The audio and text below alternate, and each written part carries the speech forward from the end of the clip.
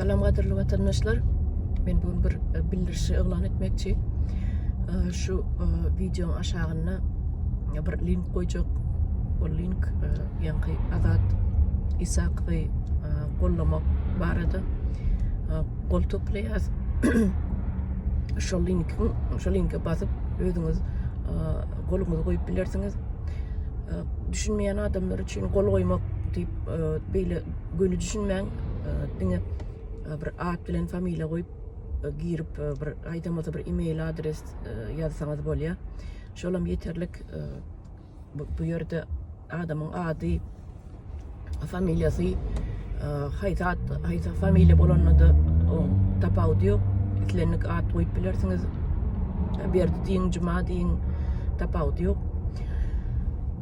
Esası zat bize gol sağını gerek, adamın sağını gerek, neçe adam köp girip gol çekebilse bir de için şonça goy, şonça köp adamlar görüp bilecek, gol çekip bilecek, taşı yurtlap yaşayan, istenlik yurdun tapağı diyor, istenlik yurdu yaşayan olsanız tanışlarınızda da paylaşıp bilirsiniz, qarnaşlarınızda da paylaşıp bilirsiniz, işteşlerinizi de paylaşıp bilirsiniz, onu tapağı diyor. Esası zat şu yurdu köprek gol yığınamak.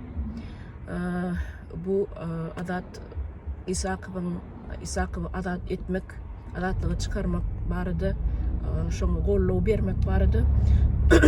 Bizim el qoğuşurup bir qırada seyredip oturmayanlığımızı anlatayanlar, qadirli vatandaşlar, hiç zat edip bilmeyenim olsanız, şol petitsa gol çekin hökman suratda. Bu da sizin bir grajdanlık borcunuz, bir rayetlik borcunuz, öz vatandaşınız.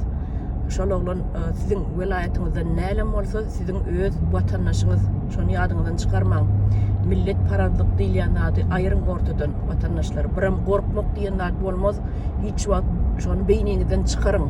Gorkmak diýen sözi ayırın. Sizin leksikonunuzda şo söz bolmasın. Şu yerde bir misalam getireýin size. Bir wagtlar ýa-ni Amerika gelemde şol birinin öýünde men bu powry bolup işledim de şonu öýüň iýesi şu kiçijek çağalar bardy 9 ýaşynda. Onuň bular sıçandan gorkýan eken men bilemok da sıçandan gorkmalygyny. Men hiç satdan gorkmamsaň bilmeýärdim. Onuň sıçan bir ba diýdim öýde sıçan bar diýdim gapan şuňaly gapan gerek kuchňada sıçan bar diýdim bolen eýler inanmatda ne может быть diýip.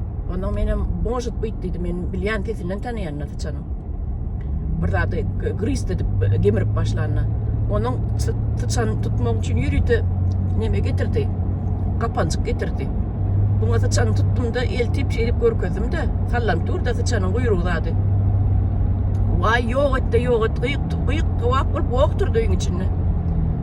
Onuň buny sıçanyň nemesinden ayırıp kapany getireýinmi dedim. Ýok, gümet diýdi, ýok etdi, kapany bilediň diýdi. Mene dowam bardyr gerek gora diýdi. Men başga satyn alaryn idi, iýesi, öýüň iýesi. Ay bolýa menem azyňdym ýankyny musur vedire. Onuň şonu ýanyna bir kiçirak gyzjak durdy 9 ýaşynja. Onuň buňa diýdi, ol gorkmak diýen ady bilenok, o sözi aýtmagyň diýdi. Gorkýanmyň diýip soradym da ol diýdi.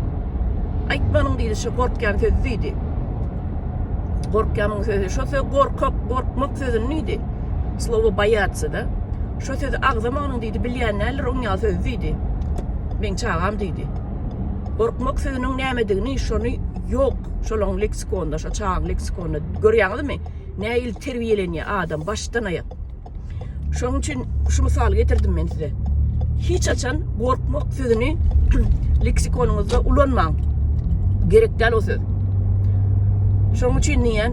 Gaýrat edin, giриňde gol çekin, o ýere asla gorkara zat ýok, hem zat anonimne gidýändir. Anonimne diýmek gizli gidýär. Adam görünok, familiýasy görünok. Bar görünýär ýene-de şo ýerde bir галочка çykmak knop neme bar. Bir птичка durandyr. Şonu aýyrsaňyz görünýär näler? Görünsin diýseňiz onda птичка dursa da bolýar. Şonu aýdaýyn diýdim vatandaşlar, şol Azat İsakov'un azatlığı üçün, şonu podдержка etmeklik üçün, gollaw vermek üçün gayra durman, gol çekin gayrat edip. Sağ olun vatandaşlar. Yine görüşürüz.